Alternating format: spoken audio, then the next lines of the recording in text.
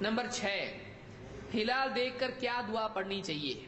لوگ ہلال دیکھتے کیا بولتے ہیں؟ رمضان مبارک یا عید مبارک. تو ہلال دیکھ کر کیا آپ کو پڑھنا چاہیے؟ یہ وہ سنت ہے جو بہت سارے لوگ نہیں کرتے ہیں، اس پر عمل نہیں کرتے ہیں. یا بعض لوگ 2 دن کا چاند دکھ رہا ہے، یہ اور شک پھیلانے کے کام کرتے ہیں. چاند اس مرتبہ تھوڑا بڑا ہے، جو تیسرے دن کا دکھ رہا ہے. آپ کیوں خواہ لوگوں کو کنفیوز کر رہے ہو، پریشان کیوں کر رہے لوگوں کو؟ تو ایسا نہیں کرنا چاہیے. چاند دیکھ کر اس کو خواہ نہیں بولنا چاہیے بڑا ہے چھوٹا ہے. ابن عباس رضی اللہ تعالیٰ کے سامنے ایسا انہوں نے کہا اللہ نے تمہارے لیے اس کو بڑا کر دیا.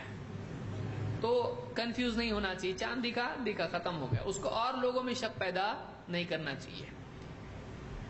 چاند دیکھ کر یا ہلال کس کو کہتے ہیں؟ ہلال ہر چاند کو نہیں بولتے ہیں، جو پہلا چاند ہوتا ہے اس کو ہلال کہتے ہیں.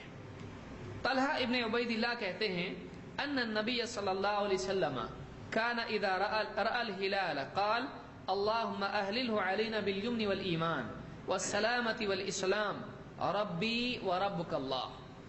جب آپ ہلال دیکھتے تو آپ کہتے اللہم اہللہ علینا بالیمن والایمان، اے اللہ اس ہلال کو ہمارے لیے یمن برکت اور ایمان کا ذریعہ بنا.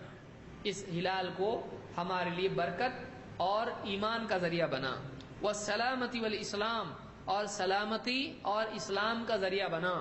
ربی وربک اللہ، تیرا رب بھی اللہ ہے، میرا رب بھی اللہ ہے. ہلال کا رب کون ہے؟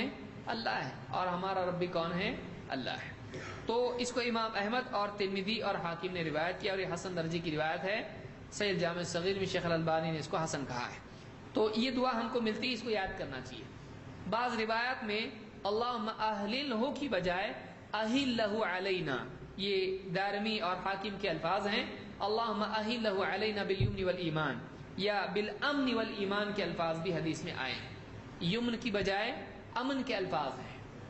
تو امن کے معنی امن آپ جانتے ہیں، تو امن اور ایمان کا ذریعہ بنا، یا بعض روایتوں میں جیسے برکت اور ایمان کا ذریعہ بنا.